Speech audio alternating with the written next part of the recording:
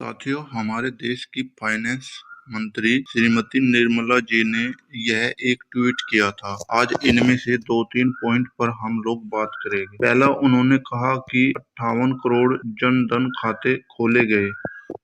साथियों, आप लोगों से जानना चाहता हूँ, इस योजना की कड़वी सच्चाई यह है कि कागजों पर खातों की यह भारी संख्या केवल दिखती है। इन 58 करोड़ खातों में से एक बड़ी संख्या निष्क्रिय खातों की है। गरीब जनता के पास इन खातों में डालने के लिए पैसे नहीं है। जीरो बैलेंस पर खाता ओपन तो हो जाता है, लेकिन खातों में पैसे न होने के कारण वह निष्क्रिय हो जाता है। गरीब जनता को इन खातों से कोई बेनिफिट नहीं हो रहा है। दूसरा, उन्होंने कहा कि 57 करोड़ मुद्रा लोन खाते किसके लिए है। 57 करोड़ सुनने में तो बहुत अच्छा लगता है, लेकिन इसके पीछे भी कुछ वास्तविकता है जो जमीनी स्तर पर सामने आती है। इसमें 70% लोन 50,000 रुपए तक के है। इतनी कम रकम से कोई बड़ा व्यवसाय स्थापित करना बेहद मुश्किल है। यह राशि छोटे मोटे कामों में खर्च हो जाती है और आमदनी का कोई बड़ा स्रोत न बन पाता। इतने कम पैसों से तो एक चाय की दुकान भी नहीं खोल सकते। और चूंकि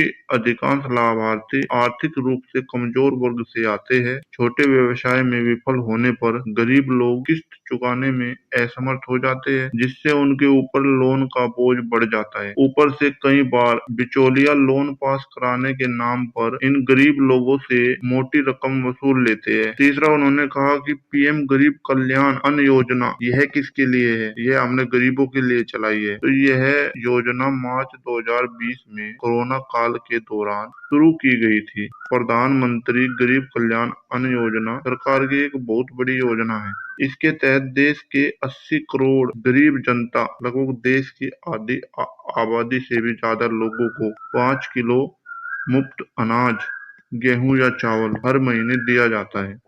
कागजों में यह दुनिया की सबसे बड़ी कल्याणकारी योजनाओं में से एक है और जरूरतमंदों को भूख से बचाती है। लेकिन क्या 5 किलोग्राम अनाज एक महीने तक की भूख शांत करने के लिए काफी है? आज भी गरीब माताएं और बच्चे कुपोषण का शिकार हो रहे हैं, मर रहे हैं। राशन डीलर द्वारा लाभार्थियों को निर्धारित मात्रा 5 किलो से कम अनाज दिया जाता है। केवल 3 या 4 किलो अनाज ही दिया जाता है। बहुत से इलाकों में बांटा गया चावल या गेहूं सड़ा हुआ अथवा खाने योग्य नहीं होता। राशन की दुकानों पर गरीबों से रसीद शुल्क के नाम पर अवैध रूप से पैसे वसूले जाते हैं।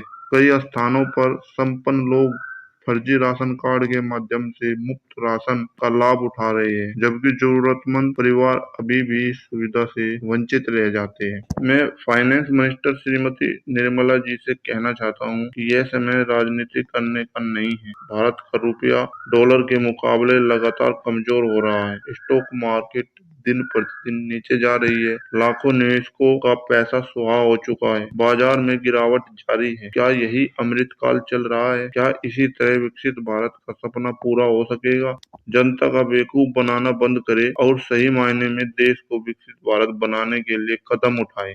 खैर, भारत में यह सब चलता रहेगा। साथियों, आप लोगों से जानना चाहता हूँ, क्या आपको जनधन खाते से कोई लाभ हुआ है? क्या मुद्रा लोन से आप लोग कोई अपना व्यवसाय कर पाए हो? क्या पीएम अन्न योजना से आप लोगों का एक महीने का खाना बन पाया और कुछ लाभ हुआ? अपने विचार कमेंट में जरूर लिखना। मिलते हैं अगले एपिसोड में, तब तक के लिए जय हिंद, नमस्कार।